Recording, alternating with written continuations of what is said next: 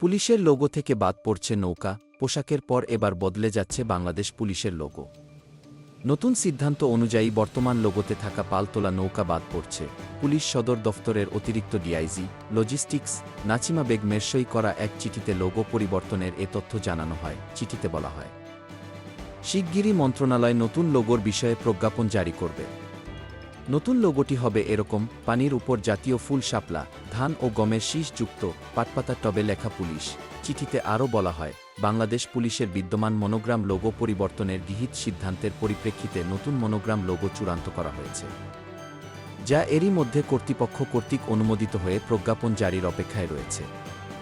এমতাবস্থায় জেলা ইউনিট ব্যবহৃত পতাকা, সাইনবোর্ড, ইউনিফর্ম সহ অন্যান্য সামগ্রী পরিবর্তিত মনোগ্রাম লোগো ব্যবহারের নিমিত্তে প্রস্তুত করার জন্য নির্দেশক্রমে অনুরোধ করা হল।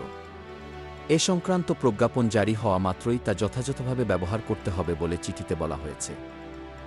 জানা যায়, পুলিশের লোগো পরিবর্তন করে 2004 সালের 10 ফেব্রুয়ারি প্রজ্ঞাপন জারি করা হয়। পরে 2009 সালে আবারও পরিবর্তন করা হয়। Desk report, BE news, Dhaka.